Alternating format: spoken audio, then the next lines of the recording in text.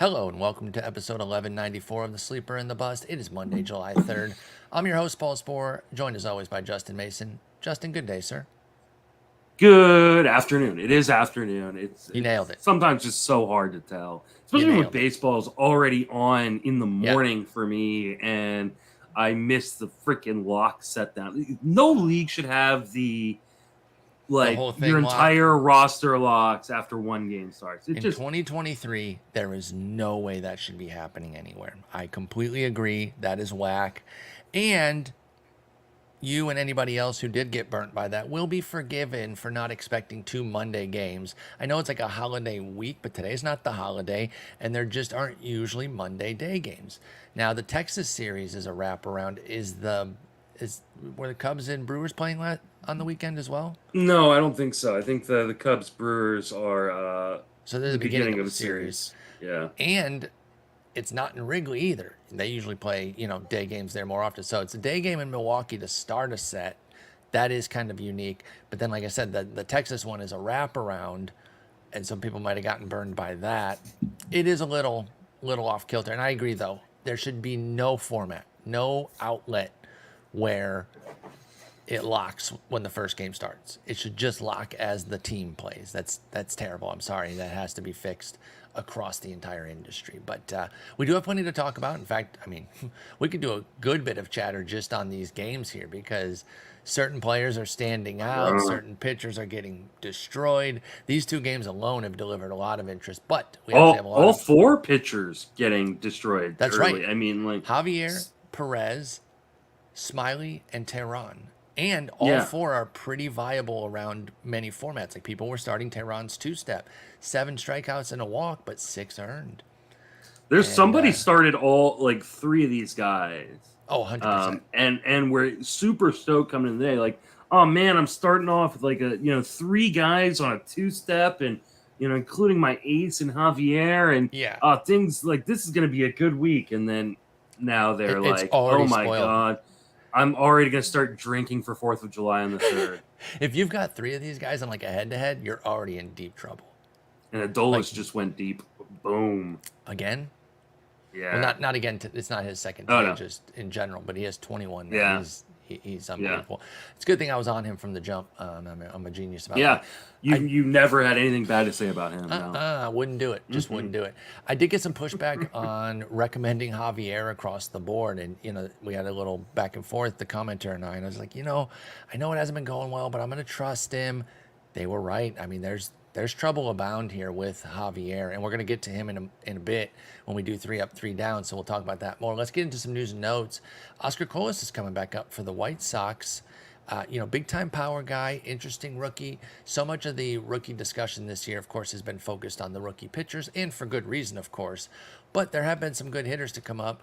Colás, in his first stint, 84 plate appearances, didn't go all that well, 51 OPS plus. Let's not even sugarcoat it. It was terrible, of course, when you're putting up a 51. But now he's coming back up, and I do wonder if they should be on the verge of maybe trading like a Andrew Benintendi or something so that the path is cleared for Colás to play the rest of the year.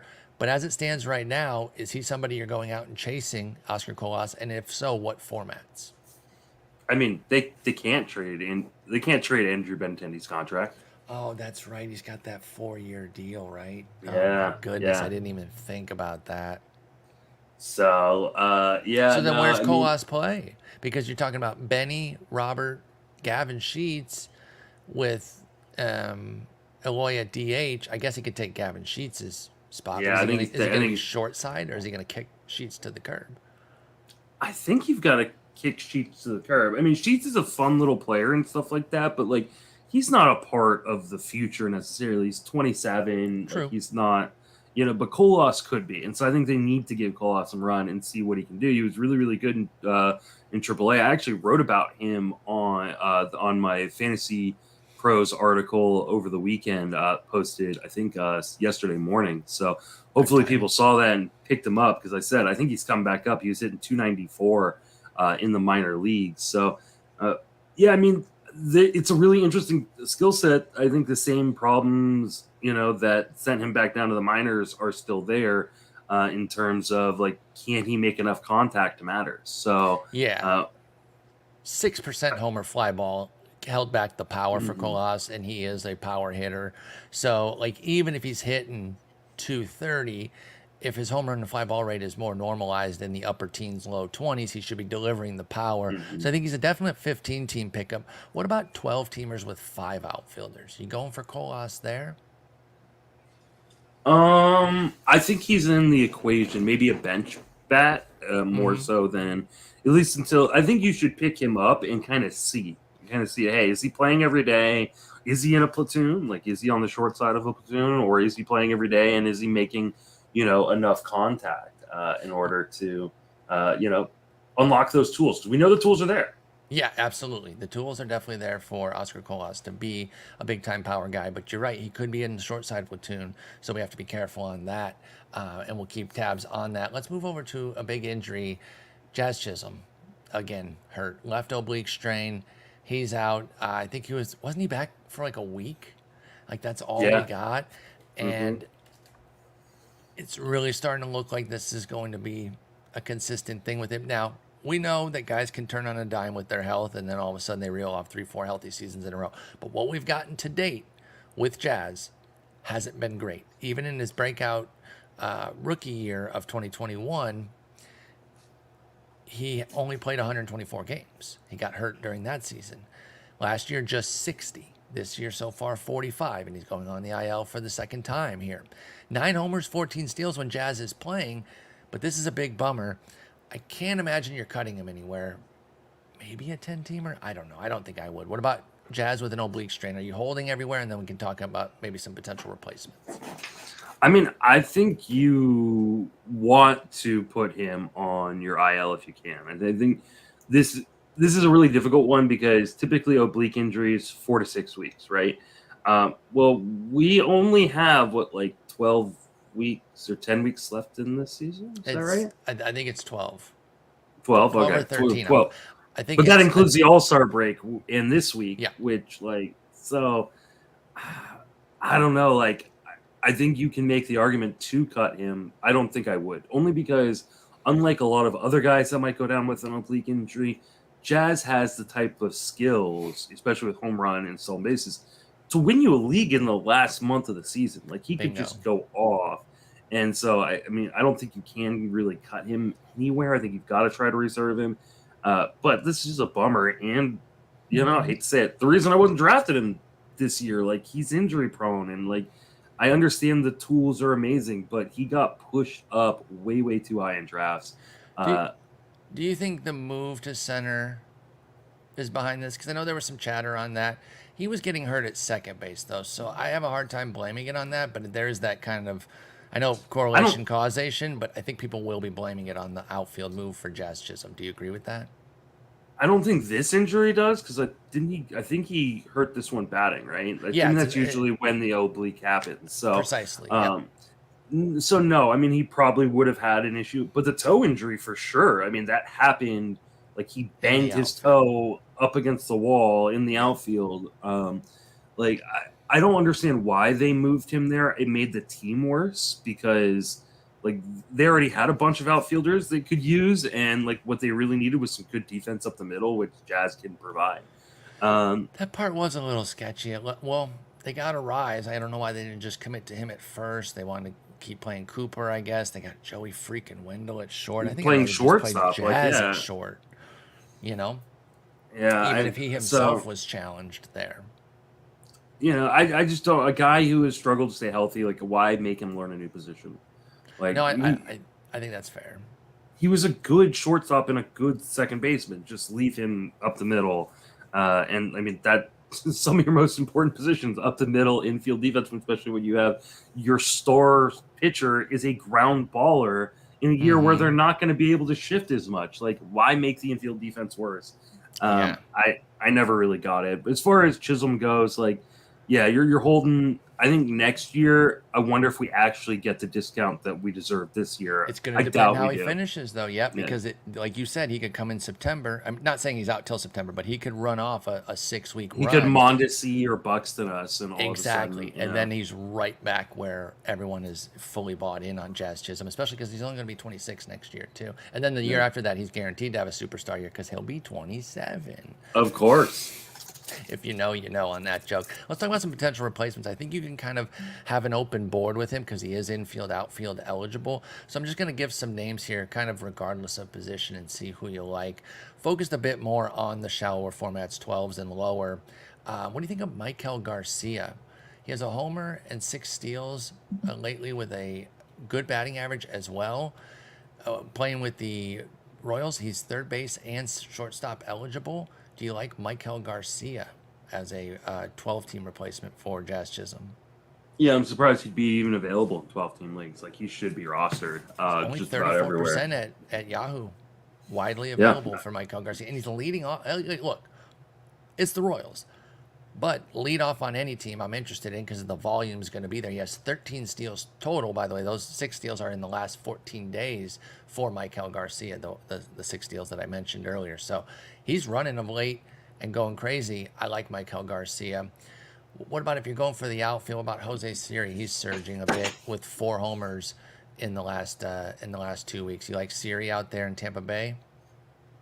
I mean, I think especially if you're looking for, like, a little bit of pop and some speed, he can definitely provide that. The batting average is always going to be an issue. Yep. With Jose Siri, just He's a free swings and swinger. misses so damn much. And I mean, does not make very good. Like, he's got some of the worst in zone contact of any player in the majors. He makes it work because he plays such great defense. I mean, this is the diet version of Adolis Garcia. So I mean, if you don't care about your batting average, fine. Because like I said, there will be power and there will be speed, but he's also going to hit 9th in that lineup. He's never going to move up from that. So that is what it is. 8 homers in his last 25 games for Jose Siri, but a 38% K rate with it, and thus a 207 batting average. So you take the good, you take the bad, take them both, and there you have Jose Siri. What about Will Benson out in Cincinnati? Looking to get a piece of that Cincy lineup. 2 homers, 2 steals in the last 14 days. Big walk-off, obviously, since he's on fire right now. Are you looking to get into that lineup any way you can? You'll take the 8-9 hitter, Will Benson? I think I would, at least in the short term. I think Will Benson is the only reason Christian Carsteno-Strand isn't up yet. Got to be, right? Because they just don't have. Well, and Votto's return. Yeah, and Votto's return. But Benson's the guy they would be sending back down. Yeah. To the minors. Oh no, he's out of options. Well, this might be his last option year, though. Yeah, no. Will Benson has 3 options. Oh, sorry, you're right. They've already used. I mean, they used one. Okay. Yeah, in OOTP, it's different. It lists. If you see 3, that means they're out of options. Obviously, on roster resources, it's different. Okay. So I was in OOTP brain there. Yeah, he's got plenty of options. So he could be moved out if they want to call Ben Carsteno-Strand, but he's raking. 3 homers, 6 steals, 129 WRC plus now on the year for Benson in 115 plate appearances.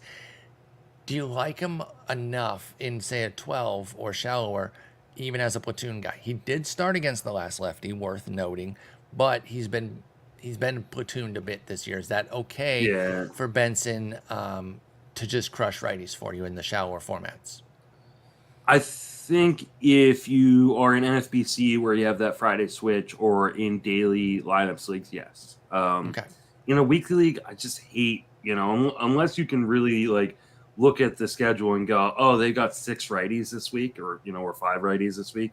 In a 6-game league, then I think it would. But Stuart Fairchild's been called back up, and he is he's a lefty masher. So they're gonna platoon, Fraley. They're gonna platoon Benson to get Senzel in the lineup, Newman in the lineup. They could put Senzel and Fairchild in perfectly for those 2. And it was his first for Benson, the first lefty he started against in the last 7.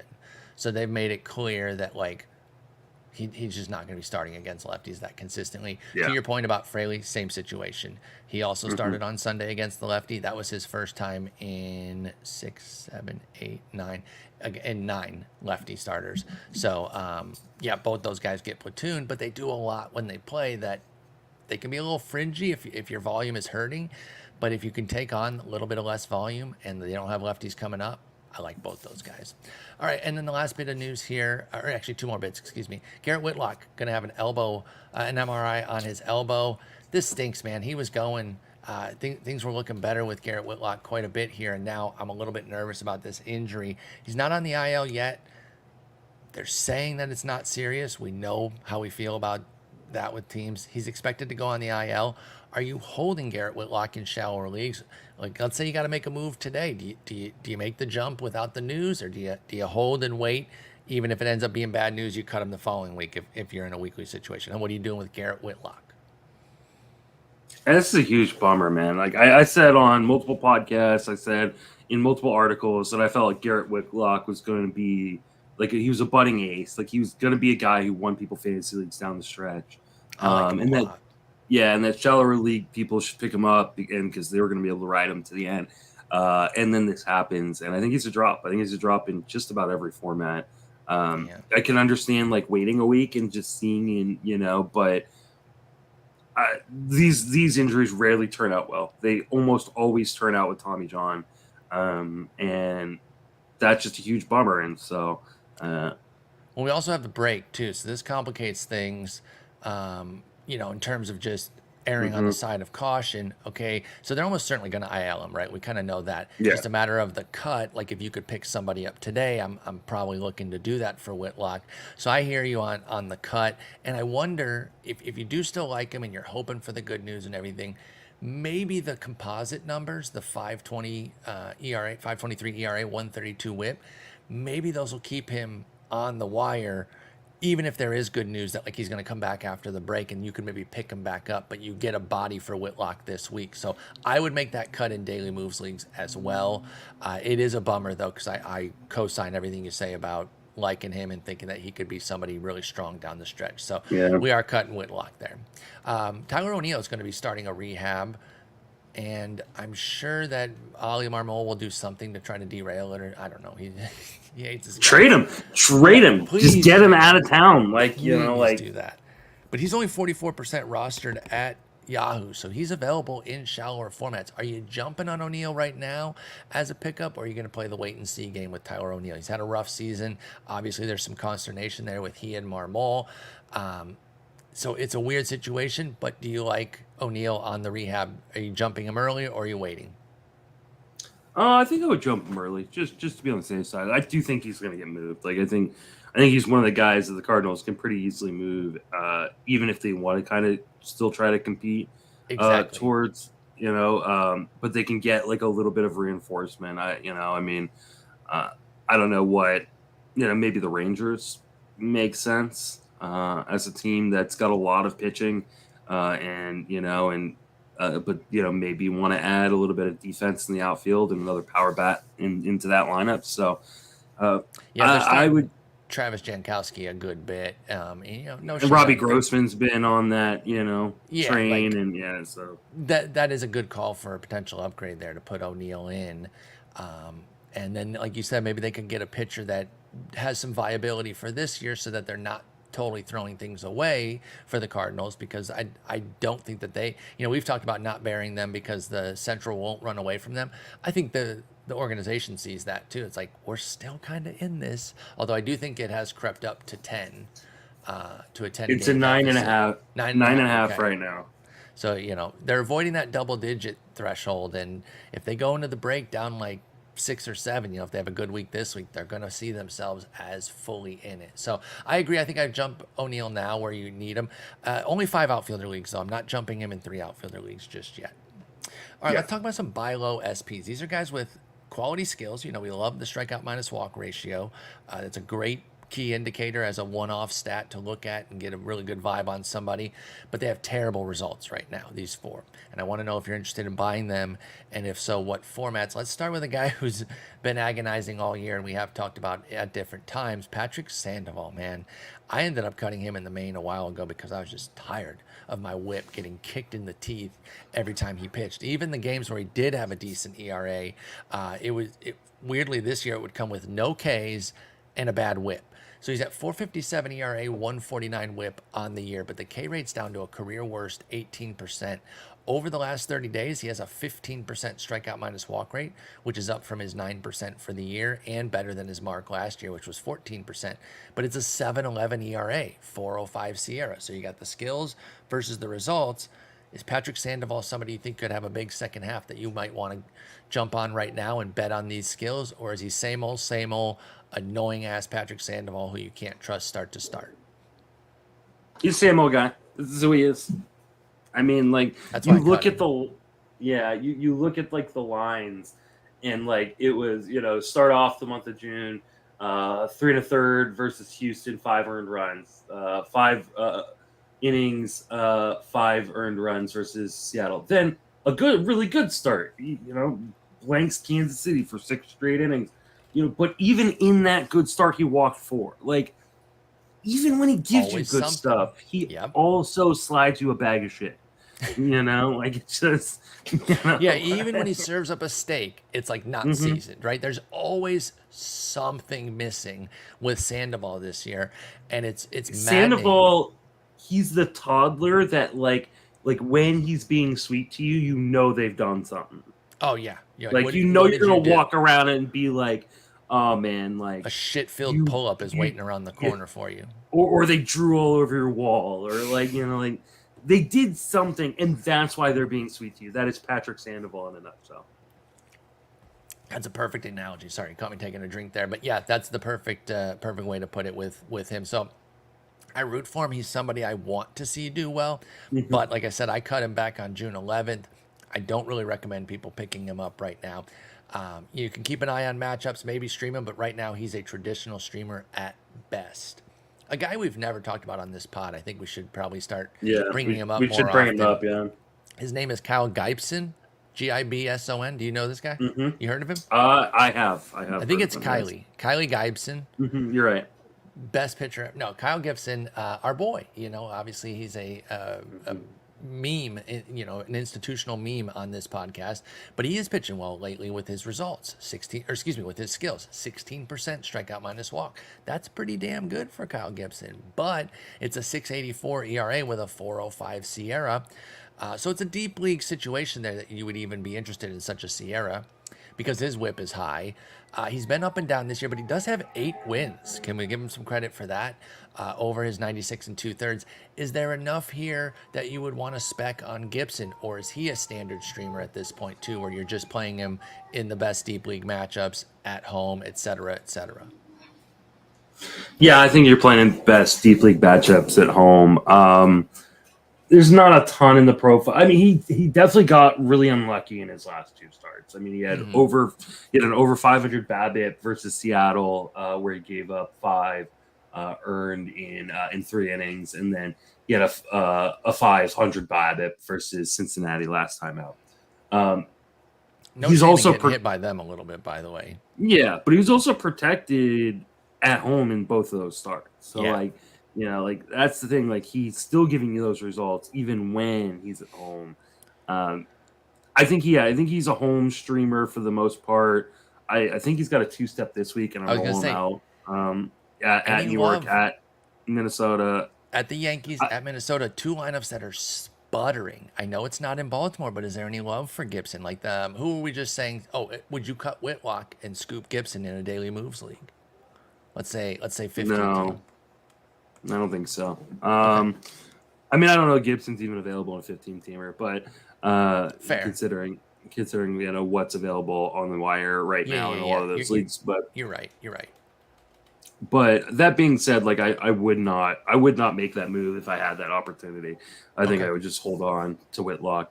I did something, and I kind of briefly talked about it prior to the recording. Like, I targeted a lot of the guys that are going to be coming off the IL here pretty soon in Fab this week. Like, I picked up Brandon Lau in a bunch of leagues. I picked up Chris Sale. I picked up Edward Cabrera. It was a stash kind of week. I was going for some of those guys. I'm poor, as I talk about every week, so I could only go so far with it. But it was a stash kind of week. A, not a lot of great options. B, we're going into the break, so things are kind of in flux. And C, maybe probably the most important, so I could flip these in terms of order of importance. A wave of guys just came off the IL, creating spots for a bunch of teams. So if you had a couple guys IL'd and you got, your guys back, now you feel comfortable maybe putting a stash. So obviously you got those guys across different leagues. Did you get anybody more than once from those stashes? Yeah, Brendan Lau. CJ Cron, not really stash, but Chris Allen, a few leagues. But the reason I bring this up in relation to a guy like Gibson, the reason I had to start him in a few leagues was I picked up so many IL guys in some leagues. I didn't have any other healthy bodies, and so I had to throw Gibson into my lineup and just go. I know in 2 weeks, after the All-Star break, like some of these guys are going to be back, and my team's going to be fully healthy, and maybe I even move on from Gibson. But that was kind of the strategy I kind of briefly talked about with Jason was like, hey, now's the time, and next week is the time to go pick up those IL stashes or prospect stashes. In your leagues to kind of try to make a little push as opposed to having to pay a lot of money down the stretch. Like outside of spending, in one league, I picked up Cron and Chris Bryant. And I spent $70 on each of them. And I'm not even using this week because they've got a 5-game week on the road. Yeah, exactly. So, technically they are stashes, but I think now's the time, like, hey, go grab some of these stash targets and hope that, everybody's healthy and ready to go once the All-Star break's over. I totally agree. By the way, one last thing on Gibson. I agree with our principle of try to start him at home as often as you can. He has been better on the road this year. 519, 152 at home, 422, 126 on the road. However, the core skills are better at home. He has an 8.3 K9 at home, 5.7 on the road. So, there is that push-pull there, and he does have 4 wins, both home and away, for the 8 that he has on the year. So I don't hate him this week. I'm actually going to go the other way on the Whitlock thing. I think I would make that move, depending on who's available, of course. But like you said, and you were right to point out, 15-teamer, he's not that available anyway, just going off the NFBC main event, which is not the end-all be-all, but it does have a 91% roster rate for Kyle Gibson, and those are 15-teamers. So I also want to point out that you say he's been better on the road, and this is true. This is statistically true. 11 of his 25 earned runs were given up in his last 2 starts at home. Oh my goodness. Coming into these last 2 starts, he was much better at home. Yeah, so stick with that as the general idea. Again, I think you can maybe get away with this week because Minnesota and the Yankees are struggling, but I still think your best bet with Kyle Gibson in the leagues where he's applicable is to start him at home. All right, moving on to the next one is a teammate of his, Dean Kremer, actually doing some things that look a lot better on paper, at least as far as his results.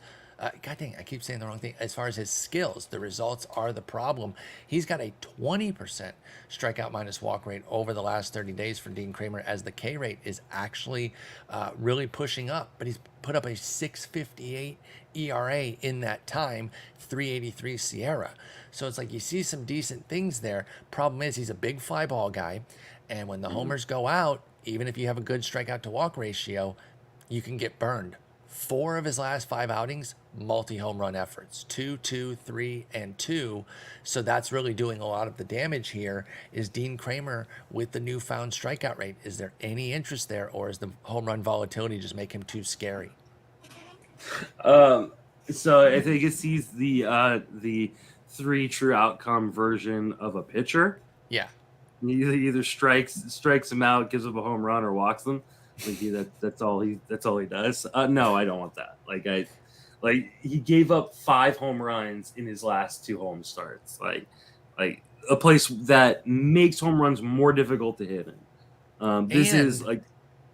with those two teams, Seattle and Minnesota, aren't they both right-handed heavy? So they're taking, well, actually, Minnesota's a little bit more lefty heavy, but I think Seattle's pretty righty heavy, and they take the brunt of that home run issue in Baltimore, and he still found a way to give up 5 homers to them. Dean Kremer did. So your point is well taken there with Kremer.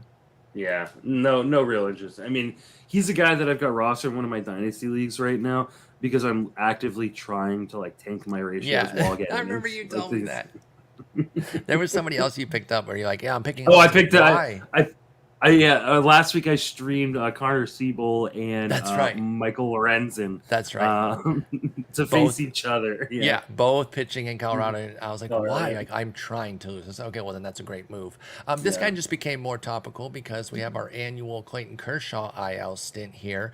And I'm not saying he doesn't have anything going on, but it is perfect timing that it's right by the break, so he kind of gets that extendo without missing as many games. Michael Grove does have a 17% strikeout minus walk rate over his last 30 days with a 6.86 ERA but a 4.10 SIERA. Are you giving Grove another shot here in Kershaw's stead, or has he just been too scary in the 37 innings that we've seen from him to jump in there? He also has a big home run issue, by the way. I mean, he had one bad big homer game. Like, he gave up 4 home runs against the White Sox. Like, other than that, he gave up 4 total home runs in the 32 innings, other 32 other innings that he's pitched in the majors. So, like, it's not as big of a home run issue as the numbers would suggest. He also does a decent job of, not putting too many guys on base via the free pass. He's been running with a pretty high BABIP and a pretty low strand rate. 59% strand rate is super low. 351 BABIP is pretty high. I think he will be much better, and I do like him as kind of off the radar streamer while Kershaw is out. The problem is, I assume once Kershaw's back, he goes back down. And what if he excels though? Is there any world maybe Gonsolin That's exactly what I was going to ask. Does he push Gonsolin maybe? Because they've relieved Gonsolin before. He's not somebody who's like a stalwart. And he has a 3.69 ERA, 1.11 whip. So the surface stats look good. But he's got a 9% strikeout minus walk rate. He's riding a 2.15 BABIP is Gonsolin right now.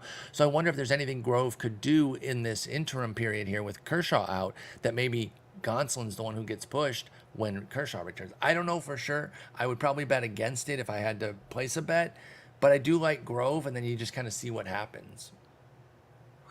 Travis Jankowski just missed a fucking ball that cost Will. It was a pretty hard catch, so not really his fault, but it was a tough one. I can't believe that Houston might lose that game. By the way, they were it's tied now. It's tied. Yeah, that's what I'm saying. I can't believe that. I truly can't believe that. I mean, Texas, they're about to win it right here. They just Will Smith blew the save. Damn it! Damn, that's been a crazy game. 12-11, top 9. With Houston batting, that is nuts. They must have heard that Sirius switched over to football coverage, and they're like, "Hey, if we put up double-digit points each team, maybe we'll get talked about on Sirius XM now." It'll look like a Cowboys-Texans game, and we can get in there. Exactly. That's funny. Let's do 3 up, 3 down. And I'm hitting your wheelhouse here with this first one. I know you're going to be excited to talk about your boy. And by the way, I don't think there's been a loser in our little bet between the two. They've both been excellent. The Fraley TJ Friedl little back and forth that we had. We both liked each other's guy, but we had our favorite. I was Fraley, you're Friedl. But your boy Friedl is cooking right now. Since coming off the IL, I think it was June 10th is when he returned. 304 average, 3 homers, 6 steals. I mentioned earlier with Benson, you want a piece of this lineup where you can get it. Of course, you would love a piece at the top of the order, which is where Friedel's batting. I think he's way too available at Yahoo type leagues, 63% rostered. I know you agree with that. So talk to us about what Friedel's been doing and what you see over the second half, and should he be 20% higher roster rate? I think he should be in the 80s. He's just been unreal good since coming back off the IL, like you mentioned. And it's hard because I've been thinking, like, I tried to sell him this week, actually. Really? In Tout Wars. We do Yeah, have a because lot I need of power. shares. Yeah, I need that's fair. power, and like I'm just not getting it. But like earlier on in the season when he was doing well, prior to the injury, there were a lot of warning signs that okay, this is pretty fraudulent. This is going to come back down to earth. You know, the ins on contact wasn't even league average. You know, and that like he was getting pretty lucky on balls in play. And during this hot streak, that's not happening. He's No. making above average, you know, contact in the zone. He's hitting the ball hard. The BABIP's only 300, which is totally fine. It's got a 15% strikeout rate, a 12% walk rate. Like everything is perfect. And like you mentioned, leading off, this is exactly what I was looking for earlier on. You know, early in draft season. You know, and you know, when I called him this year Cedric Mullins. And I mean, he's not going to do what Cedric Mullins did the year that Mullins broke out in terms of, you know, like what a 30-30 season or whatever it was. But like, yeah, he's probably going to be like a 15-30 guy. And that's pretty fucking crazy considering where you got him in drafts. I do think he can keep up some of this. And like you said, you want the top piece of the Cincinnati lineup. 100%. And yeah, like he was out. So I understand if he got cut in some spots when he was on the IL, but he's back now and 63% is too low. He's the 38th ranked outfielder for the year, not just during this hot stretch. So that's top 40, even in the 3 outfielder leagues when you factor in reserves. He should be rostered. So he's criminally under rostered, I think. TJ Friedl for the Cincinnati Reds. If he's available, get him. I think even via trade, I'd be interested because I don't think people are going to charge you crazily on the trade. So if you need more of that power speed guy in sneaky runs potential because that lineup is so good, I think TJ Friedl's your dude. I love TJ Friedl. I know how good he is. I've had him all year. And like I was trying to get JD Martinez. Like I felt like that was you know, it was with Scott. That's a good offer. Yeah. And Scott and I almost came to an agreement on a different, you know, it was going to be like but he said he didn't feel confident with his lead and home run. So something about the pitcherless guys not wanting to trade with me. I don't know if they've got. I'm in their Discord. Maybe I should be like check in to see if like they're telling people not to trade with me. Yeah, doing a name search, seeing if they're hating. Yeah, Nick won't trade with me. Scott won't trade with me. You know, how dare they? How dare they? You're such a lovable guy too. They don't want to trade with you. Come on, they got to do it.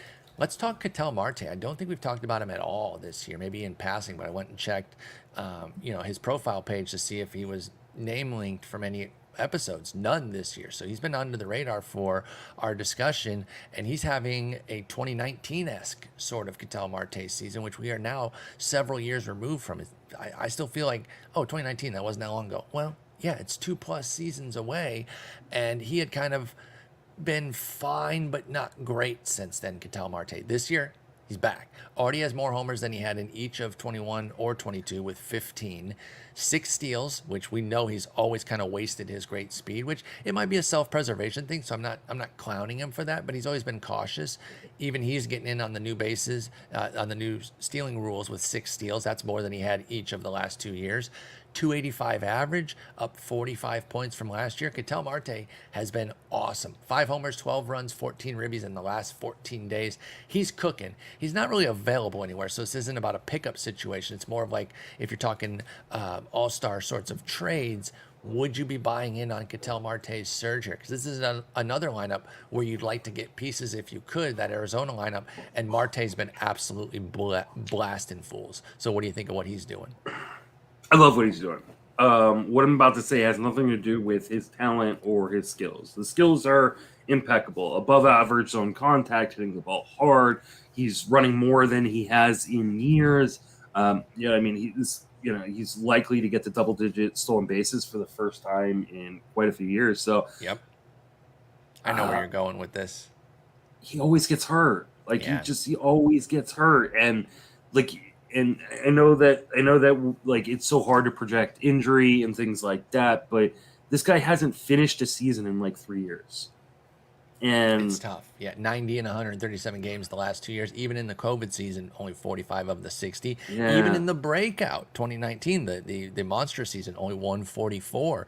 He just did so much damage in those 144 that it a totally full campaign worth of numbers, but he still missed almost 20 games that year too. So Ketel Marte, the health has been a problem. He's not getting any younger, even though he is only 29, by the way. So that is nerve wracking. Do you think you can bake that into a trade discount though? Or would you just not probably trade for him not. because you're worried about the potential injury? I think I'm not trading for him because of the potential injury. You know what? He's healthy now. Maybe I am. I think you know. I think if I don't have to pay like full market value, if somebody's willing to say that they think they're going to be selling high on him, maybe I would actually take a gamble.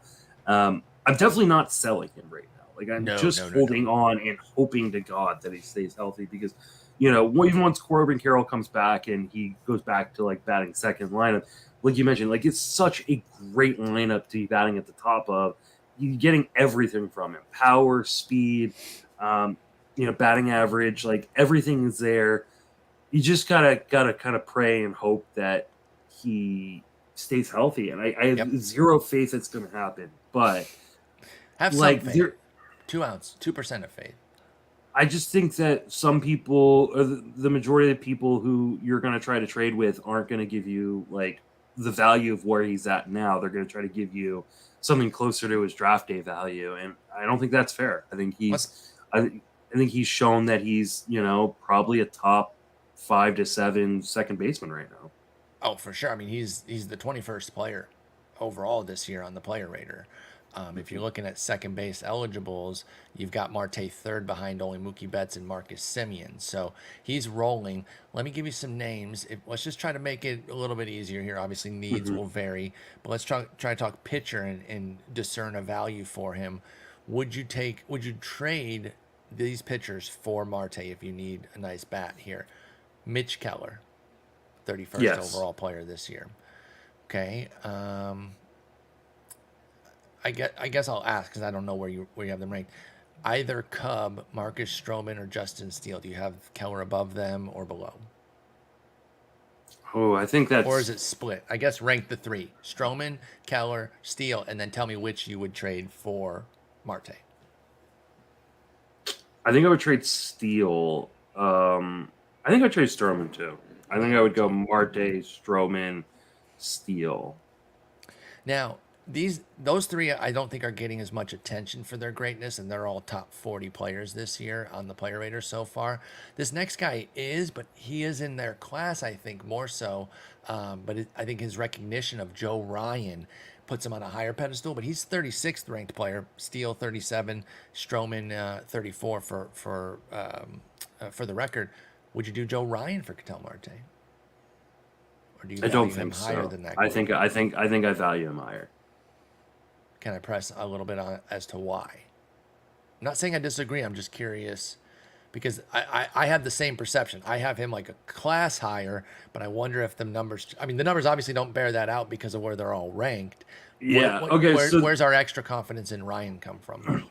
Okay, so if I was really, really confident that Justin Steele was going to be healthy the rest of the way, I think I'd have him well above all of them, to be quite honest. Okay, so he's your favorite on an inning-to-inning basis. Yeah, Justin Steele. Okay, but he had like an elbow issue that he just came back from.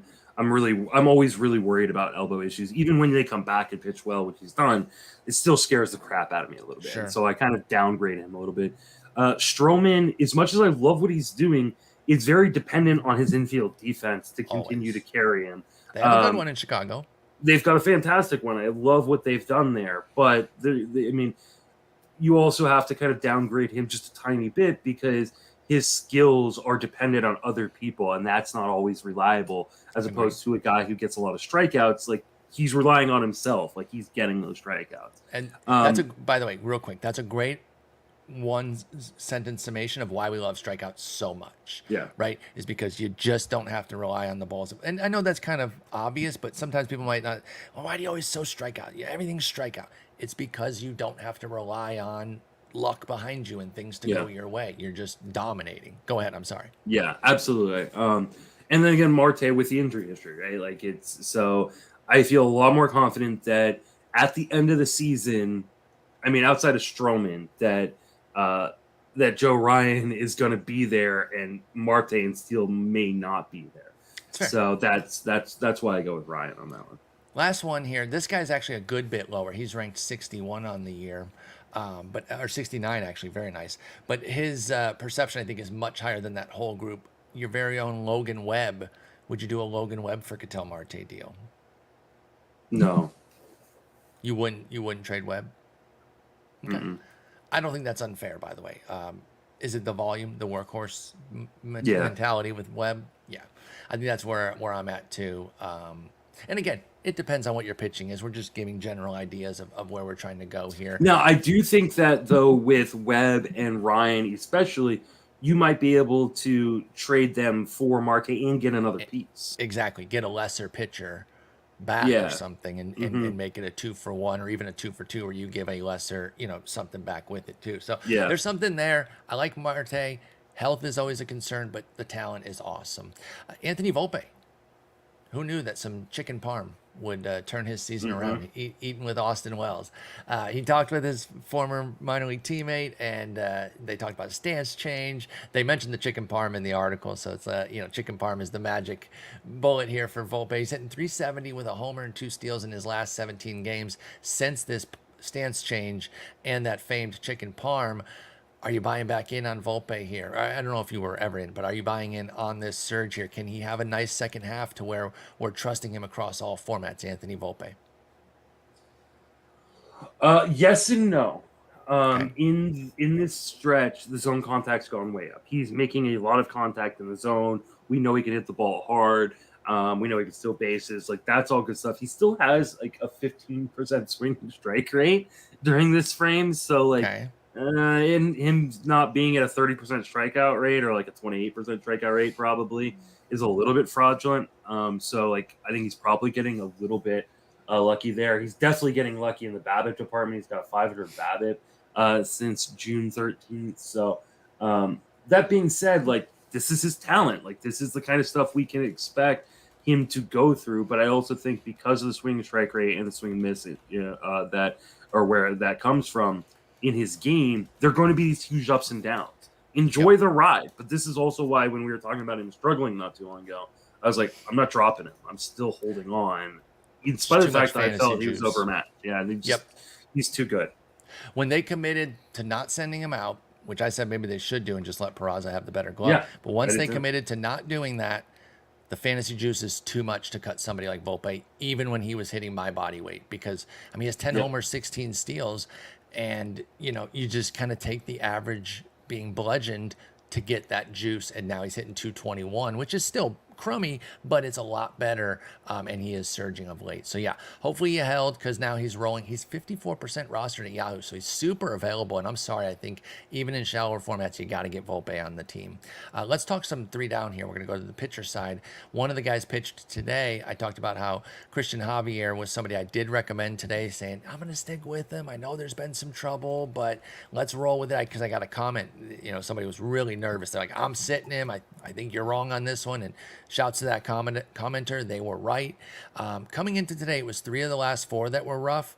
The one good one was 6 shutout innings, but with only 2 Ks against Washington, who we know don't strike out, but Javier usually gets Ks. The biggest issue is in those 4 starts coming into today, he had 6 total strikeouts with a 7.27 ERA. Well, he got 4 Ks today, but gave up 8 runs. He looks like shit right now. The All-Star break can't come at a better time for Cristian Javier. Are you cutting him anywhere? Oh, I don't think you can cut him. I don't necessarily either, but let's focus shallow here. Let's talk 10-teamers. Is that even in the cards for you? I don't think so. I think his true talent level is too good. 37th SP coming into today. Obviously, that's going to go down, but even if that goes down 25 ranks, we're still talking about somebody who should be rostered in most formats.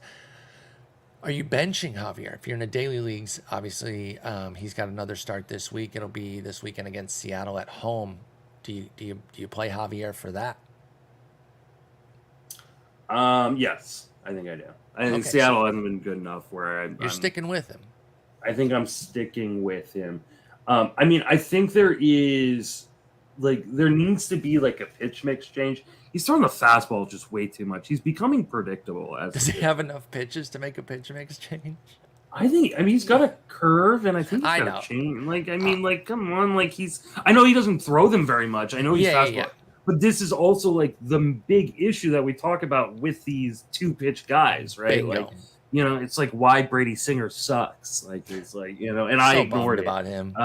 Me too. But like, you're throwing your fastball 60% of the time. Like, they're just gonna wait for you to throw the fastball. Like, it's a good fastball, but it's not a great fastball, and the velocity's down on it, which is a big thing. So, yeah. I don't know. I don't think I would cut. I would sell low though. You would sell low on Javier? Yeah. Okay. I am worried that something's wrong. I think that's fair. I wonder if we'll get a phantom IL. Not even phantom, but like can they though? Right now they've got Framber who's about to go on the IL too. Like this is in a team that's already down in the division. Like yeah, they're already dealing with guys like JP France, who's been good, by the way. I guess they could right now just like because. With the All-Star break coming, he would miss. Yeah, with the All-Star break, he'd miss one start. And exactly, that's why I was thinking maybe. Yeah. And then they just try to piece it together, give a spot start to somebody in AAA, maybe do a bullpen Ronel game. Garcia or something. Yeah. Yeah, Ronel Blanco. Has been really good there. Or I mean, not has been really good, but he's been up in pitching. So I don't know. They might go with that with Cristian Javier. Let me ask you on a few names here. Would you take somebody we talked about the other day who's surging, Tommy Pham? Or is that too low? No, I think that's too low. Okay. I want to get the bar real quick. Would you take your boy Jared Kelenic? Who had a really nice week this week. Little bounce back week. Mm-hmm. I feel like you should get more. Okay. I also wouldn't say no necessarily. If that was the only offer. After you shop, Kelenic is the top of the list. You might do. I might do that. Yeah. Okay. What about buying low on Kyle Schwarber, who does have 22 bombs? Yes, absolutely. Okay. In his heart, he's hitting 188, but I think I would too, just because he could hit 22 more homers the rest of the way without blinking. Like it wouldn't even be hard. Okay, so I'm with you. I join you in terms of maybe taking a low deal for Cristian Javier. You might not even have to go as low as those first couple names I said. I think Schwarber, something like that, a struggling star type of deal. I think that's a great. Yeah, I would do that in a heartbeat. That's the way to go, I think. Luis Severino might be another sell low for you, but you might not get much for him because things are rough. His last 6 starts have been particularly problematic, and they're bookended by 7 earned run outings, including St. Louis thrashing him on the weekend here. 8.16 ERA in those 6 starts. Does have 24 Ks, but it's in 28 2/3, so not even a K per inning. It's been rough. There's been glimpses, like 6 shutout innings against Texas. The start before the St. Louis one kind of probably got people thinking, oh, hey, that's really nice. That's a great team that he dominated. But this looks really bad right now. Can we trust Severino? You holding him? You selling low? Where you at on Luis Severino right now going into the All-Star break? I'm a little worried that the velocity was down. Like, he was down to 95, where he's been, 96, 97. It's not like a huge drop where you're going, oh, there's definitely something wrong, but it's definitely like a little red flag being waved in your face. Like, hey, something might be really wrong. Pay attention. Especially because he was just so damn hittable. And having, he's had a lot of trouble this season with walks, which is not what we necessarily expect from a guy like he's not getting whiffs. Yeah, 10% walk rate to your point, and an 8% swinging strike rate, which is easily a career low. Like we could definitely point to like, oh, his strand rate's pretty, is pretty unlucky at 64%. But like at some point you have to stop putting people on the base pass. Like that's sometimes it's your own fault too. Yeah, right? You just keep putting guys on.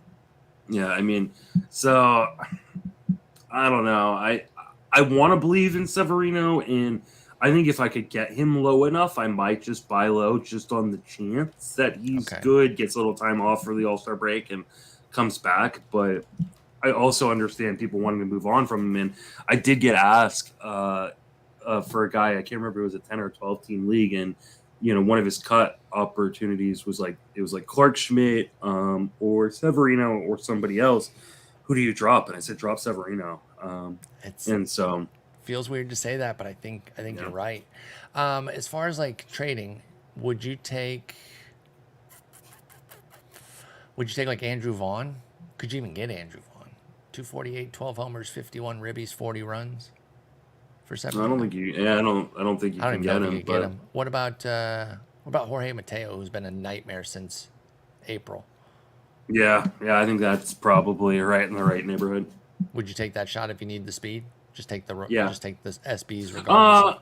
No. I think I would rather do it the other way. I think I'd rather trade Mateo. You're trying to give Mateo. Okay. The problem with Mateo is they keep adding young guys to this roster, where at some point there will not be places for him to play regularly, and we may already be at that point. To be quite honest, where like I don't think he's gonna play every day the rest of the way, but like I think Mateo is a designation candidate at some point. I totally agree. Do you know how many homers he has since May 1st? 1. 0. Oh, I overshot it. With 10 ribbies. That's a 33 ribby pace for the year.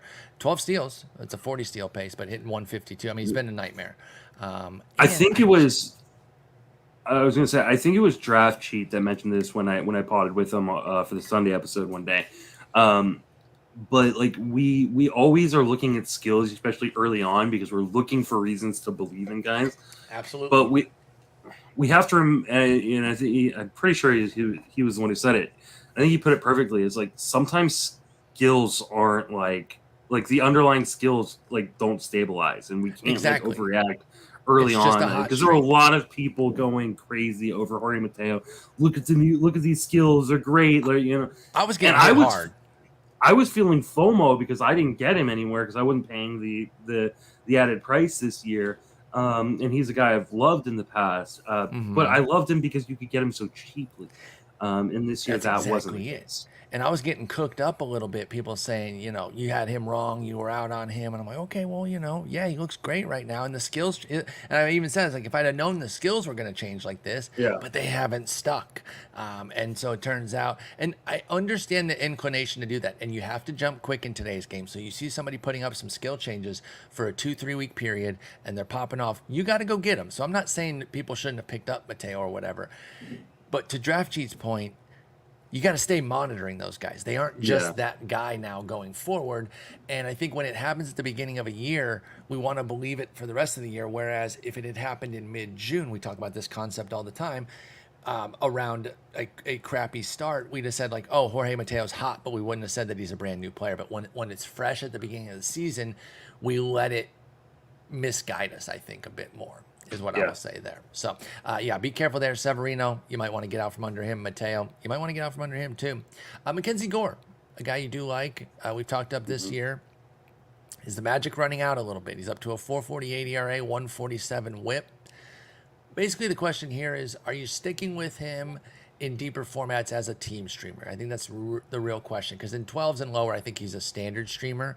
He's been pummeled in 3 of his last 5 outings. The other 2, by the way, around that have been great. So it's like destroyed at Atlanta. No shame there because it's Atlanta. But great at Houston. Destroyed home to St. Louis. Great at San Diego. And then destroyed at Philly. So the bad ones make sense. The tough part is, though, you might have missed the good ones because you were scared of how bad he was pitching. And Houston and San Diego, while neither is performing at their peak, they're still scary in their home park. So you might have missed even the good stuff here with Gore during this 5-start run, during which he had a devilish 6.66 ERA. So where are you at? Is he a team streamer anymore in 15s, or is he just a standard streamer everywhere?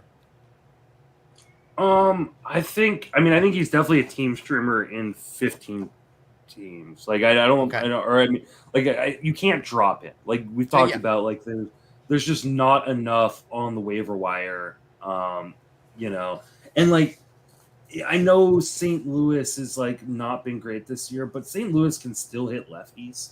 That's the thing too. They still have a good lineup. Like they Yeah, do. I know it's not performing. They're still a talented bunch though. So I don't even shit on him for struggling against them. Yeah, and so like I just kind of, I mean, here's the thing. So one of the main issues with Gore has been like he walks too many guys. Like even when he was performing really well, he was still walking too many guys. That sets you up for potential blow-ups, and that's kind of what's happened.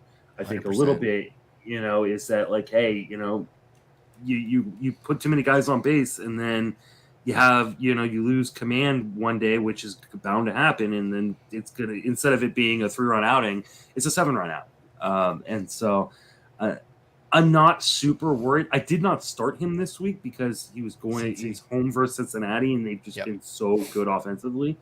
But had he had a better, matchup this week, I totally would have started him.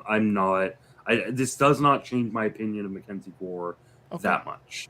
My biggest concern with him, even early on when things were going really well versus Josiah Gray, his teammate, was that he didn't fix his issue. Gray was actually addressing the home runs for his success, but as you just said with Gore, he was still walking guys, which is what made it scary. But I agree, he's a team streamer in deeper leagues, a standard streamer in regular 12s and lower, and I do still think he could have some really nice runs during the summer. There's still talent here. Don't just throw him out completely despite these rough outings. At Philly, there's really no shame in that. At Atlanta, there's no shame in that. And as we said, even home against St. Louis, their record sucks, but their offense is still scary enough to get you. And a couple homers there. He did have 8 Ks in that game too. So even in that bad outing, there was still something. Let's talk to close the show today. Let's talk a little bit about next year's number 1 overall pick. Obviously, it's not set in stone. I'm not holding you to this or anything. I just want to kind of see where you're at because we have some major standouts that are all vying for the spot. I think there's a decent group here. I think the 2 that immediately jump to mind would be, of course, Acuña and Shohei Ohtani. But then I think you also have to consider Corbin Carroll, Fernando Tatis Jr., who's been unreal since coming back. And I want to put Mookie Betts' hat into the mix because he has a chance to be a triple eligible monster. He's got 22 homers, 7 steals. It's a 45 homer pace, and he could have second, short, and outfield next year. He's only 1 game away at second, 5 games away at short. So there's a chance that he's triple eligible. How do you feel about those 5 as the best candidates for the number 1 spot next year? I don't know that Mookie quite belongs there, but I understand the argument, and especially if they add to this offense where he actually like has more pieces around him other than just Freddie Freeman and Max Muncy. If they had Shohei Ohtani, then it becomes really, really interesting when you've got that guy hitting behind you on top of the other guys. So you do realize that Mookie's numbers are obscene, though, right? He's pacing 45-14 with 130 runs scored. Maybe he should be in the So I think for me, in the combo. I probably wouldn't take him either, but I wanted to highlight how amazing he's been. The problem is the other 4 are just several years younger, right? Each of them is a couple years younger, if not several years younger than him. So we can put him off to the side. I want to give him his shine. He's probably more of a top 5 guy than a number 1 overall. That triple eligibility, though, is pretty hot. So let's focus more on Acuña, Ohtani, Carroll, and Tatis. Right now, you're picking for next year. Who do you take with the 1 spot? I think it's Acuña, but I think it's super close. Like I think this is going to be another one of those years where I want like the 7th pick or something like that. Because you're going to add in, especially like if we're talking like NFBC context, you're going to add in a pitcher or 2. I don't know which pitchers it's going to be necessarily, but the chances are you're going to get one of these 5 guys at pick 7 and feel really, really great about your start either way. So because Strider could be up there. I think McClanahan. We got to see how Frommer finishes because he with K's. McClanahan won't, or sorry, Valdez probably won't be up there, and maybe he could. I think it depends if he holds the 26% K rate all year. If he ends, because the volume was always helping his Ks. Yeah. But now the K rate is up as well, 26%. So I think that could make him more in this combo than we would have thought. Now, I agree that he won't pass McClanahan and Strider. I think those will be your top two guys right now. And Cole is still Cole, right there. Like, he's not going anywhere. So to your point, having the 6th, 7th pick, you're going to get an absolute monster. Yeah. So looking at Acuña versus Ohtani, you say it's very close, but you lean Acuña. I totally get that. He has a chance to have like a 35-80 or like a 40-80 season. That's so silly, dude. He's at 21-39 already. That's absolutely obscene. And then Ohtani, you got the hitting and the pitching. It's just unreal. So I agree that those are the top two candidates right now. I probably lean Ohtani, but it's coin flip. What about for that next cut right there? Carroll versus Tatis. Where do you stand on those two? God, that's I think I'd probably lean Carroll. But I always do worry a little bit about like the second season slump, the sophomore slump, a little sophomore slump after the obscene breakout year.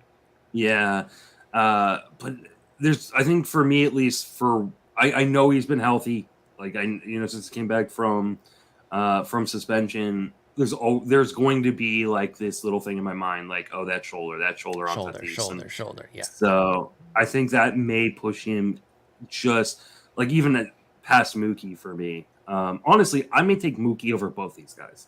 I don't think that's crazy, by the way. With a triple eligibility, potentially. I mean, it's probably going to happen, and he's got 19 and I think 14 games. That's short and second. So, yeah, I think I'm probably going Acuña, Ohtani, Betts, Carroll, Tatis. I think I'm going Ohtani, Acuña, Carroll, Betts, Tatis. Yeah, that's an insane group right there, isn't it? It is, and I mean the really crazy part is, like we have not, and rightfully so, but like the top, the 4 of the top picks this year were Jose Ramirez, Trey Turner, Julio Rodriguez, and who am I missing? Judge, not mentioned. We didn't even mention those guys. Yeah, and who's making his way up the board? Wander Franco. Yeah. What might he do down the stretch to put himself here? Like right now, he's pacing for 1853 with a 283 average and under 100 runs and ribbies. So he's not quite there yet. But what if he has a big summer surge? I think he could put himself at least in the convo, and then that further underscores your point about having the 6th, 7th, 8th pick and just taking what's left there. You might even want like 13, 14, 15. Because someone amazing is probably going to drop, and then you get a second guy, like because like quicker. Again, like we're Juan Soto, like haven't talked about him. Luis Roberts been fantastic and healthy this year. He's been Freddie Freeman has been fantastic this year. Like Bo Bichette, like like he hasn't been stealing the bases we wanted, but he's still been really, really great this year. Like there are like Randy Arozarena, my dude, who I said like. I felt like he was a first-round value you were getting in the second, third, and sometimes even Semion's great again. Semion's great. Like, it's going to be a really good year to either be in the middle or the back of a draft next year. I'm really interested to see how, like, some of these second-half gladiator leagues are going on. Like, what the draft... Like, we'll definitely have to talk about those when I get back from vacation. Because, like, it'll be really interesting just to see, like, what direction people went in with those.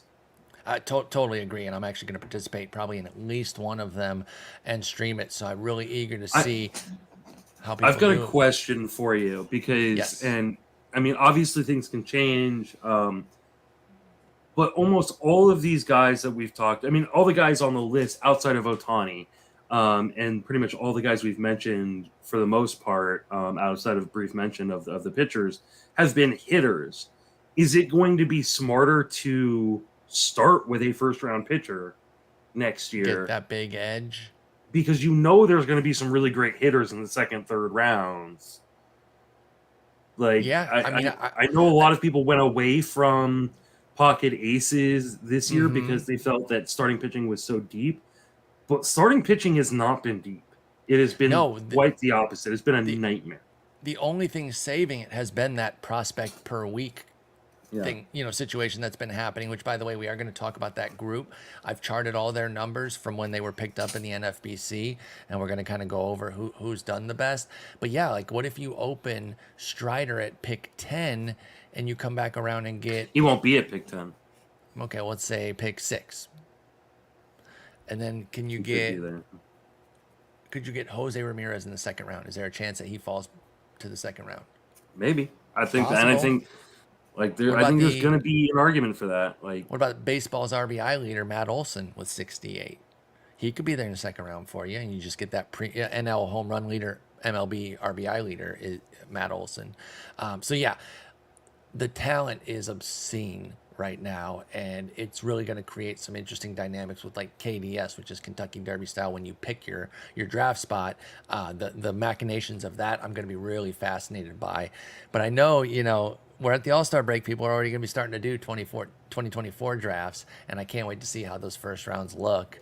And then we still have a whole half season that's going to change things a lot too. And I think Franco's my guy that I'm keeping an eye on that could really elevate himself into that group, especially if he has like a little bit of a power surge. So it's always fun to talk about. On Friday, we will talk about some surprising All-Stars, some guys that are really shocking to have made the team. I mean, they deserved it, but we want to talk about what they look like the rest of the way, given their preseason outlook. And then that SP Fab review that I was talking about with all these rookies that came up. I think you're going to be surprised by some of these numbers.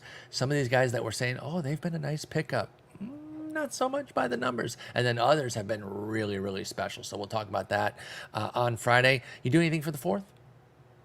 I'm going to the Giants game actually tomorrow. Oh, that's awesome. We are... it's, I think, a 1 p.m. game. We're driving down at like 8 o'clock in the morning, going to have breakfast, get to the park early, and then we're going to drive over to either Fort Mason or Christie Field to watch fireworks. So that's fantastic. Yeah, it's a whole day event. Not something I don't think I've ever been to a game on 4th of July. So kind of looking forward to that. Hope the Giants can get a W.